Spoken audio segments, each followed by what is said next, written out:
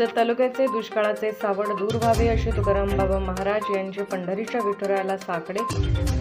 आषाढी एकादशीच्या निमित्ताने पायी दिंडी सुरू असलेल्या जत तालुक्यातील लिंबवण येथे पायी दिंडीच्या माध्यमातून जत तालुक्यातील दुष्काळी भागासाठी झटणारे तुकाराम बाबा महाराज यांनी पंढरीच्या विठुरायाला साकडे घातले आहे। जत तालुक्याचा दुष्काळ संपावा, मुबलक पाऊस पडावा, जत तालुक्यातील शेतकरी सक्षम व्हावा, पाण्याची कमतरता भासू नये व दुष्काळ संपावा असे साकडे पंढरीच्या विठुरायाकडे घातले आहे।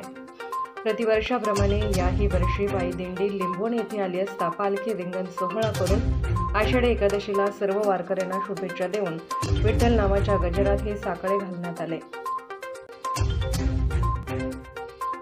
चिखली विहारमध्ये सालाबादप्रमाणे पंढरीच्या पांडुरंगाची भेटीची आज मनामान धरून लिंबवण ते चिखली विहार ही पायी दिंडी अनेक वर्षाची परंपरा सातत्याने चालू आहे। याच दिंडीच्या माध्यमातून पंढरीच्या पांडुरंगाला एक साकडे घालण्यात येते की दुष्काळ संपून पाऊस चांगला पडावा, हे शेतकरी बळीराजा समाधानी व्हावं हीच पांडुरंगाच्या चरणी प्रार्थना करून येणाऱ्या काळामध्ये सुख समृद्धी भरभराटी जावं अशी पांडुरंगाच्या चरणी प्रार्थना ही सर्व वारकरी मंडळी याच देही याच विठुरायाच्या पांडुरंगाची आज मनामध्ये लागून तुमच्या आमच्या मनावर परिवर्तन होऊन जे तुमच्या आमच्यावर जे मोठं संकट दुष्काळाचं होतं हे सातत्यपूर्वक अनेक वर्षापासून आहे ते दुष्काळ नाहीच होऊन सुकाळ निर्माण व्हावा ही पांडुरंगाच्या चरणी प्रार्थना करतो आणि थांबतो। बोला पंढरी